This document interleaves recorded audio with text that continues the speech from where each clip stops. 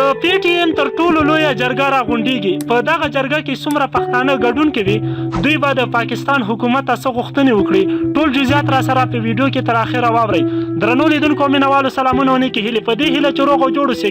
د ښکلي او تازه مطالبو لپاره در سره پښتو ټاپ ټي وي یوټیوب چینل همدا اوس سبسکرایب او ورسره د ګونګړي نشان ووهئ. د بنو جلسه کې نږدې 200 زره پښتانه ګډون کوي.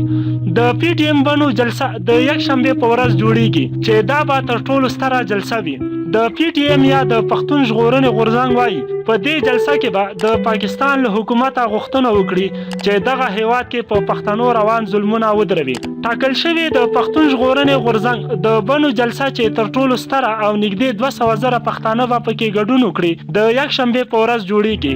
د یاد غورځنګ سرچینو رسنیو ته وایي چې د دې غونډې لپاره په میاشتو کمپاین شوی او دا به یوه تاریخي جلسه وي. په دې جلسه کې به د نارینه‌و ترڅنګ د خیبر پښتونخوا، بلوچستان، کوټې او شمالي وزیرستان څخه سلګونه پیغلې او میرمنې هم برخه واخلي. ویل کېږي د کوزي پښتونخوا له لرې پرتو سیمو اکثریت پښتنو بنو ته ځان رسولی دی او زرګونه نور دې جلسې کې د ګډون لپاره په لار دي.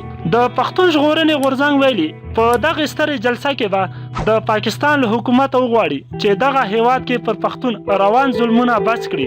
جلسه کې به پر نړیوالو هم غږ وشي چې د پاکستان حکومت وننګوي او فشار پرې راوړي چې پښتنو ته د خپل حق ورکړي او د ترهګرو په نوم دې یې نور نه وژني. د پښتون ژغورنې غورځنګ له زیاتې مودې راهیسې جلسه نه وه کړې، خو دا یې له اوږده ځنډ وروسته تر ټولو ستره او تاریخي جلسه ده چې بېسارې بلل کېږي.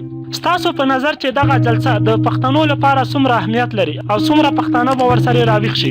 خپل نظرونه مو راته د ویډیو لاندې کمنټ کې پرېږدئ. ویډیو به مو حتما خوښه شوي نو در سره لایک او له نورو دوستانو سره مو هم شیر کړئ. تر نورو ښکلو مطالبو مو په لوی رب سپارم.